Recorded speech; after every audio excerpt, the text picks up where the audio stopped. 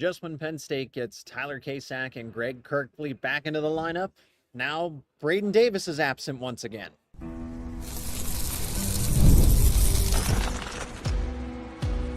You are Locked On Nittany Lions, your daily podcast on the Penn State Nittany Lions. Part of the Locked On Podcast Network, your team every day. You are locked on to Penn State Wrestling. Thank you so much for making Locked On Nittany Lions your first listen and watch every single day. My name is Zach Seyko, and I am your host of the show. Recapping this one from Rec Hall, Penn State defeats American 50-3, final score. They did not cover that 55.5-point spread, but there are only so many takeaways we can have from this one. So this will be a more condensed episode since there's not much analysis to go into, as Penn State should have been expected to win by something of this margin. But Braeden Davis out of the lineup, despite Penn State getting back Tyler Kasak and Greg Kerkvliet. So let's begin there. Cael Sanderson met with the media after the match and said that simply Braeden Davis's absence from the lineup was precautionary. So he didn't look 100% after he wrestled against either of Nick Bazakis and Lucas Byrd. I commend him for it. I think that was good exposure for Davis to go up against at a minimum. Bazakis in an All-America type of talent. Lucas Byrd, I think, contends for a national championship when all's said and done. And Davis, when he walked away from both of those matches, it seemed like, that was a lot for him to go through. So I understand if it's a precautionary measure. The concern is now, because we didn't really get much clarity more than that. Me and Cael did say that, hey, the team is healthy, in a much healthier spot than they were a season ago. So let's take his word for it that Davis was held out of the lineup, because there isn't much to prove in this dual meet, which is why I was surprised to see Tyler Kasak, but he had the extra addition to the headgear that we're going to talk about in just a moment. So Davis, that is a day-to-day situation. We don't have media availability this week, but in a week's time, follow up after that and say, okay, is there a concern here about the Big Ten tournament? Because that's what people need to look forward to at this point now. Okay, it's not about him missing the dual meet against American. There was only so much that he could prove, but how is he going to be ready for the Big Ten tournament, and is he going to be ready for... I mean, this is something that's been lingering, going on for the entirety of the season. This leg injury that sustained against Drexel early on in the season, and now it just continues to linger for Braeden Davis throughout this season. So hopefully everything's okay. But other than it was just a precautionary measure, really doesn't give a lot of certainty, if you will, about if he's going to be ready to go. And he's just going to have to wrestle through. I think Cael said at the end of the day that these guys can go, whether it was Tyler Kasak or Braeden Davis, that if it was Big Tens, if it was NCAAs, they would go. So on a night like tonight for senior night, great night for the seniors. Greg Kerkvliet gets a pin. Carter Saraji gets a pin. Bo Bartlett, I lost count of how many takedowns he had in his bout en route to a tech fall victory. So that's why there's not much to analyze here, but you do get Tyler Kasak and Greg Kerkvliet back in the lineup. So Greg was dealing with an illness. There was really not a lot of concern there. He was sick. He's recovered. And fortunately, any sickness, any illness, any bugs that are going around for the Penn State wrestling room, that's something that's always a concern at this point in the season. So the lineup, aside from Braeden Davis, was pretty much status quo. So there was no wondering, no worrying. Okay, is he ill? What's his status? Right? Everybody else was in the lineup. So getting Tyler Kasak back, not a big deal tonight, but in the scheme of things, yes. And to see him wrestle there was extra padding on his forehead. If you actually didn't see the dual meet, he had extra padding in his on his headgear, and that's to protect, because he hit his forehead off of the mat against Maryland. So just some extra padding that he's probably going to wear for the remainder of the season. At least I think so in Big Tens. So maybe they wrestle him out there just to get him situated, but there's really not much when Tyler Kasak's going to be competing for a national championship that he's going to need this long adjustment period to a simple addition to his headgear, right? A simple change to his headgear, but it is different. It's different from his game, it's different from his style, and it's something that you have to deal with. But just because of Kasak, the caliber wrestler that he is, I don't think it's going to bother him. And like Kale said throughout the couple of weeks when he was reserved, when he was sidelined for a little bit, is that they had to basically keep Tyler Kasak at bay, that he wanted to wrestle, but he had to go through concussion protocol because these things are serious. I didn't expect him to wrestle. I think concussions are typically that 3-4 week recovery period, but if he's okay, if he clears concussion protocol, then let him wrestle, let him compete. That's the way it was. So Davis missing the duel, slightly concerning because you don't know his status. His status is not confirmed other than this is a precautionary measure. Is he going to wrestle at Big Tens? How effective is he going to be at Big Tens? And then does that play anything into NCAAs? So he does get this extra week to rest and recover. Then the following week is when we'll get an update, most likely from Cale Sanderson himself in one of those media availability sessions. So not this upcoming week, the week of Monday the 24th, but after that, going into the first week of March for Big Ten, just to give everybody an update there. Now, Penn State finishes the season against American University. This is a team that before the duel, it was a 55-point spread, according to the sports betting markets that have lines for collegiate wrestling. Okay, so be it. That's fine. But is this dual meet pointless? Because I was getting ready to take on Oklahoma State, and there's going to be fireworks and then some in that dual meet. So what is the point of Penn State wrestling a team that they are going to dominate every single time, and then with an arm tied behind their back? Let's discuss that and have that debate a little further on the other side of this break.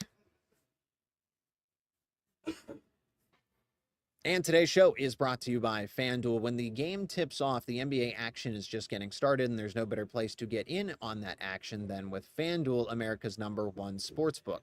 With FanDuel, you can place live bets throughout the game, so even if you miss the opening tip-off or you want to bet on a fourth quarter comeback, you can stay in the action. And if you're looking for a bigger payout, you can even combine your live bets into a same-game parlay. Using FanDuel's live betting feature is great because it keeps every moment of the game exciting, whether you're backing your favorite team for a late game rally or picking a player to hit a clutch three. You never feel like you missed a chance. Plus, the app is super easy to use, and when you win, you get paid instantly. Right now, new FanDuel customers can get $150 in bonus bets if you win your first $5 bet. Just visit FanDuel.com to join today. That is FanDuel.com for your shot at $150 in bonus bets. Make every moment more with FanDuel, an official sports betting partner of the NBA.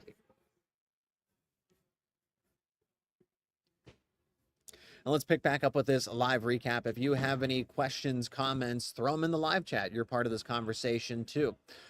This dual meet, is it necessary? Is it pointless? Why does Penn State schedule a caliber of American University to finish the season? And then these kind of opponents back to back like this. Obviously, we know from a season ago when Carter Starachi ended up getting hurt and everything. But 50-3 when you have Iowa wrestling Oklahoma State. And to cut to the chase, what does Penn State need to prove at this point that they haven't in the regular season already? When it comes to dual meets, they dominated everybody and then some. They wrestle a Big Ten conference slate. You dominate, at the time, the #2 team in the country in Iowa. You dominate a top 5 Nebraska team, a top 10 Ohio State team, and then all these this combination of Arkansas, Little Rock, Missouri, these schools at Michigan, right? Michigan, a top 20 team, was shut out by Penn State. So, yes, for the sense of excitement in terms of entertainment value, competition, obviously a step up, a level up in competition would be outstanding, but it's not like Penn State is dodging any sort of competition whatsoever. Oh, well, Iowa's wrestling Oklahoma State. Okay, they're going, eventually Penn State and Oklahoma State are going to wrestle. That is going to happen sooner rather than later. There's a lot of logistics involved for that as well. And if Oklahoma State's wrestling this final match, they are busy. So if they're wrestling against Iowa, they're not available to wrestle against Penn State. Okay, but that opens up, okay, what about a Northern Iowa, for example, or something like that? But again, Penn State isn't dodging competition. Anybody that's trying to make the argument otherwise, it shouldn't be taken seriously. I think that this dual meet it's for the seniors. That's really what it's more about. It's more about of a senior send off than anything else. Like I said, for the entertainment aspect of it, it would be awesome. But at the same time, Kale has made it very apparent that there are so many dual meets throughout the season that already hold that kind of value. Why do you need to force something into the schedule, especially when you have Big Tens on the way, when you have NCAAs on the way? And then Penn State has to find a way to position itself to where, okay, so we're going to argue and try to make this case to convince Oklahoma State to deviate what they do at the end, to change what they do at the end of the season. Maybe Oklahoma State and David Taylor would be more inclined to take up that invitation as opposed to wrestling Iowa year in and year out to finish the season. My point being is that a lot of that is all this unnecessary work. It's all that. Now, when you talk about things like a Beaver Stadium dual meet or something like that, it's not like Penn State has this non-conference schedule that's completely non-existent, or it's just an absolute cakewalk. It's a cakewalk because it's Penn State wrestling. Penn State wrestling dominates the likes of an Arkansas Little Rock, a Missouri, Wyoming, fairly banged up. That's actually a really talented team, but they came in at bad circumstances when they met Penn State. And then this one was supposed to be in Rec Hall, and then it was in the Bryce Jordan Center, right? So not everything kind of lined up together for that Wyoming team. But that's not their fault, and that's not Penn State's fault that Wyoming never lived up to the expectations. Penn State just handles business as is. I think if you were going to schedule a head-to-head dual meet with Oklahoma State, you don't stick it in Rec Hall at the end of the regular season. You find a way to get it into the Bryce Jordan Center. You find a way to, hey, Beaver Stadium duel, is that seriously on the table? Can that be something that actually happens?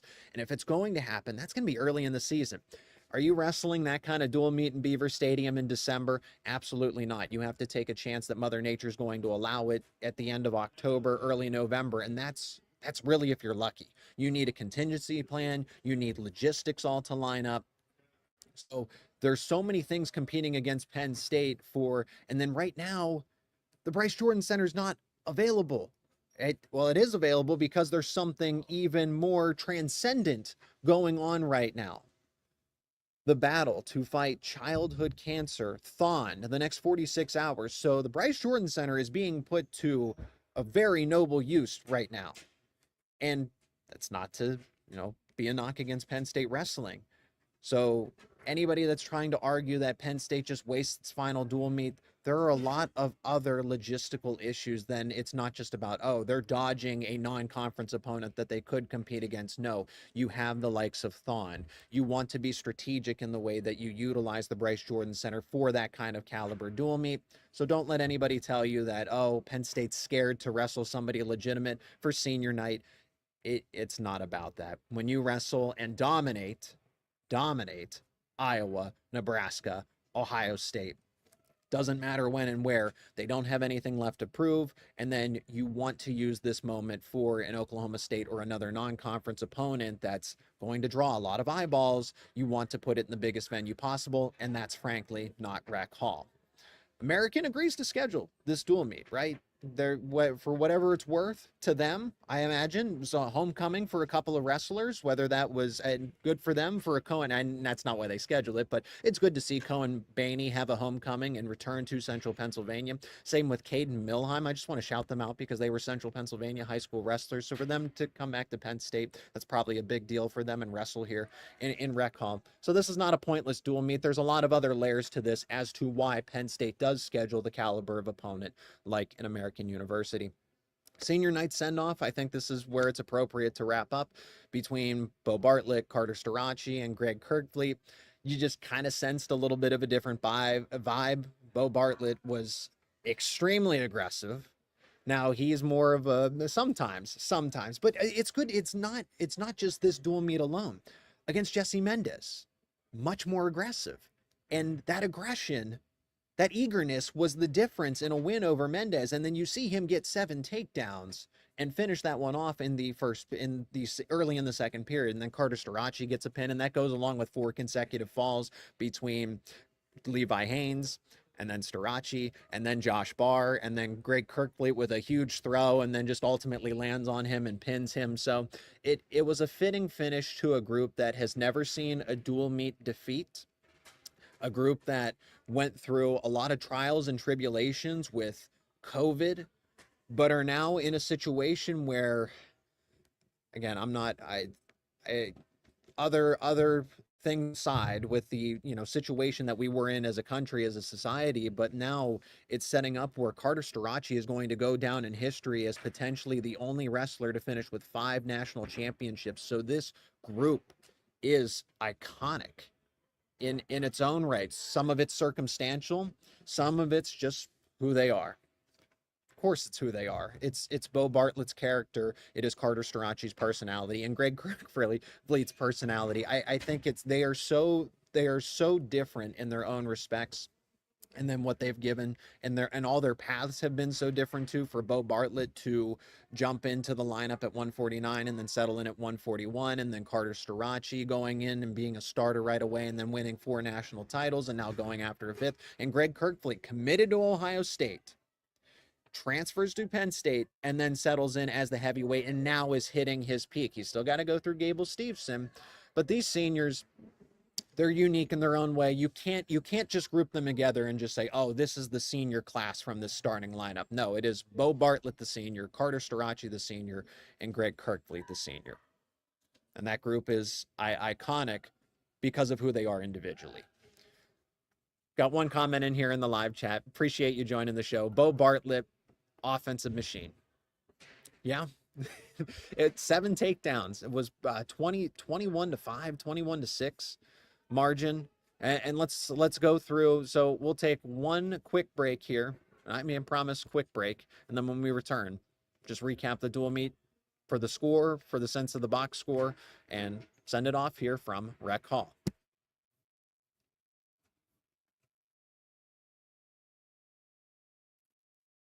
All right, so one final time here from Rec Hall.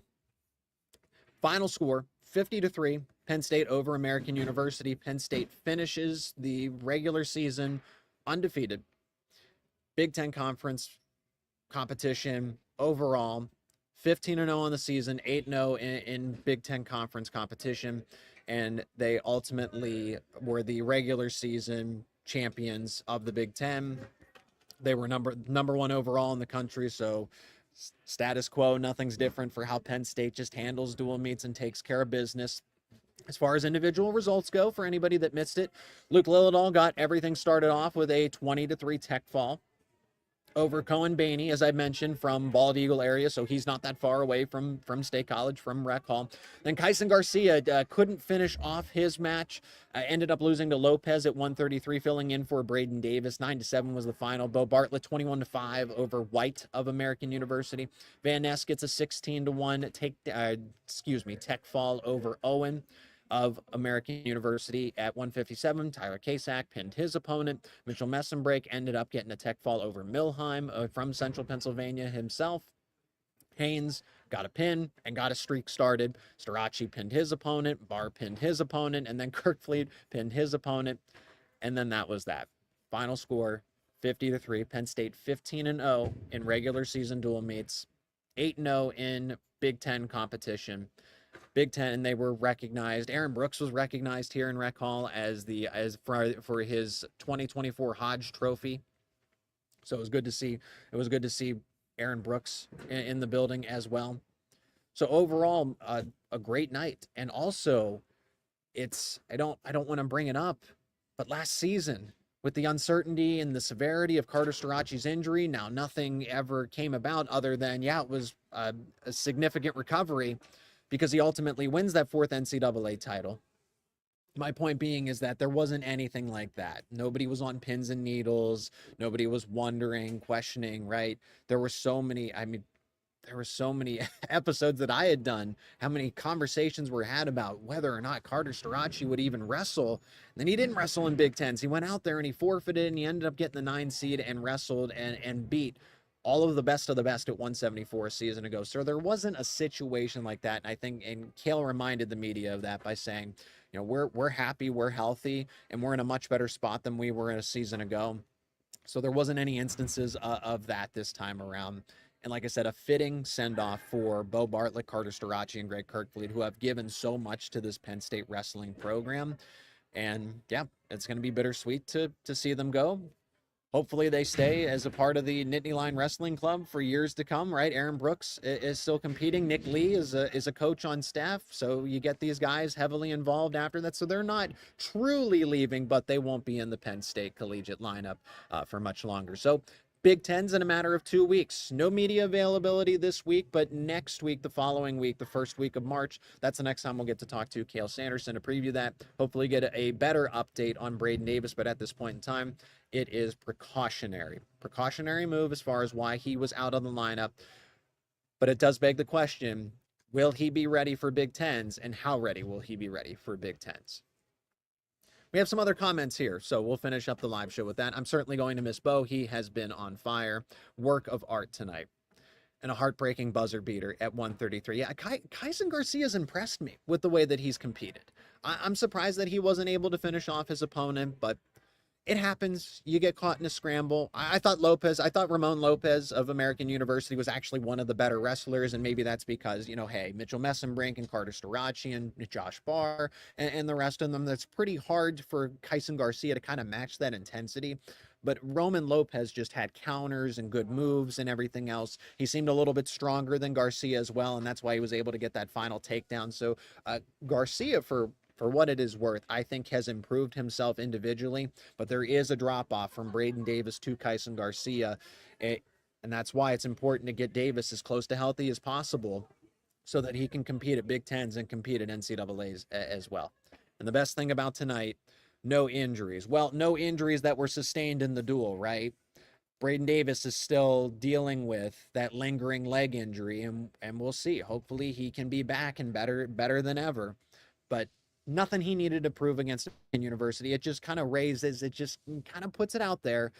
Is he going to be ready for Big Tens? But Cale didn't indicate otherwise until then. So it's our job as media to get that answer directly from him next time we get to talk to him. So at least somewhat of a positive update that this was just a simple decision. There's nothing to worry about for the time being. It's going to do it from here in Rec Hall. In Rec Hall, got to recap these ones live in the Bryce Jordan Center, and then now to do it in Rec Hall. This is truly a privilege. Thank you to each and every one of you for checking out this live show, live edition of Locked On Nittany Lions, and being part of all of these conversations, joining me for the recaps, the analysis, and everything in between. If you are new to the show, please subscribe to the YouTube channel and wherever you get your podcasts. And we talk about all your favorite Penn State sports teams here, whether it is Penn State wrestling, Penn State football, Penn State basketball. It is all right here. Your team every day. Locked On Nittany Lions.